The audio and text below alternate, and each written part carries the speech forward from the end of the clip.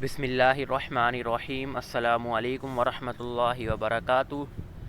ناظرہ قرآن و تجوید کورس میں آج ہماری قاعدے کی تیسری کلاس ہے۔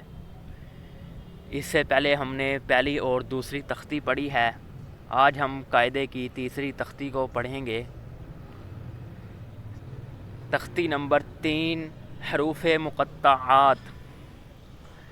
حروف مقطعات کسے کہتے ہیں؟ یہ سوال ہے۔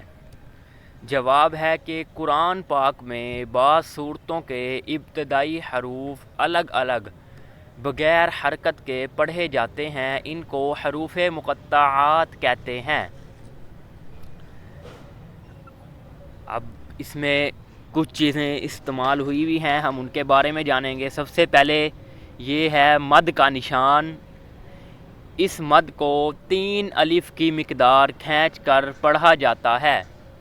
دوسرے نمبر پر ہے میم مشدد کو 1 الف گنہ کی مقدار کے ساتھ پڑھتے ہیں۔ تیسرا ہے کھڑا زبر، اسے 1 الف کی مقدار کھینچ کر پڑھتے ہیں۔ ہم یہ پہلے جان چکے ہیں آسان تجوید القرآن کا جو کورس تھا اس میں۔ اب اس کی مثال دیکھتے ہیں۔ الف تو آ گیا ہے، آگے لام جو ہے اس کے اوپر یہ مد آ گئی ہے، اسے 3 الف برابر کریں گے۔ پھر ادھر گننا کرنا ہے، میم مشدد پہ 1 الف کی مقدار گننا کرنا ہے۔ پھر میم پہ پھر مد ہے، اسے 3 الف پڑھنا ہے۔ ہم دیکھتے ہیں اسے۔ الف لام میم۔ اگلی مثال دیکھتے ہیں ہم۔ پہلے طاء ہے، طاء پہ کھڑی زبر ہے، اس لیے اسے 1 الف کی برابر کھینچیں گے۔ پھر سین ہے، سین پہ مد ہے، اسے 3 الف کے برابر کریں گے۔ پھر میم مشدد ہے، یہاں 1 الف کی مقدار گننا کریں گے۔ پھر میم پہ پھر مد ہے، اسے 3 الف کھینچیں گے۔ طاء سین میم۔ امید ہے آپ کو یہ سمجھ آ گیا ہوگا اس کی مقدار۔ ہم آگے اب اپنی تختی پڑھتے ہیں۔ تختی نمبر 3، مشق۔ اب اس میں ہم نے جیسے پیچھے دیکھا ہے لفظوں کی مقدار کو وہی رکھنی ہے۔ الف لام میم، الف لام میم صاد،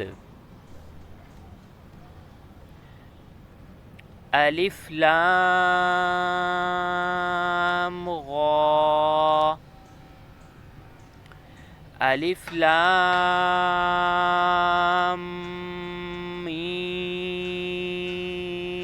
را،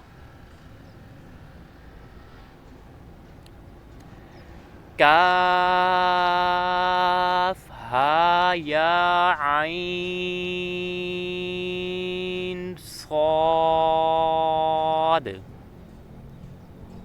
پھر طاء جو یہ اگلا لفظ ہے طاء ہا، اس پہ صرف کھڑی زبر ہے، دونوں کو 1 1 الف پڑھنا ہے۔ طاء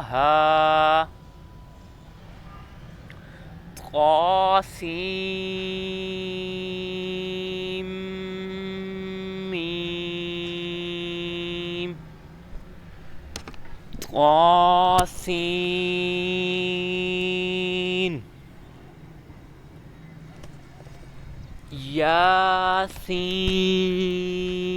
یاسین، صاد، حامیم،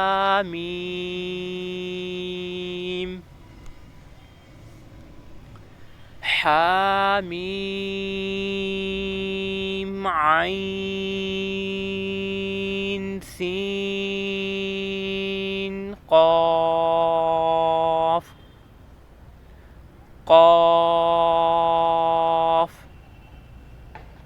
نون، پھر دوبارہ الف لام میم جیسے آ گیا ہے، یہ آگے لکھا ہوا ہے، یہ بھی پہلے کی طرح ہی ہے جیسے ہم نے اوپر پڑھا ہے۔ آج کا ہمارا سبق اتنا ہی ہے، اس میں ہم نے حروف مقطعات پڑھے ہیں، امید ہے آپ کو یہ سمجھ آ گئے ہوں گے۔ ملتے ہیں اگلی کلاس میں۔ السلام علیکم ورحمۃ اللہ وبرکاتہ۔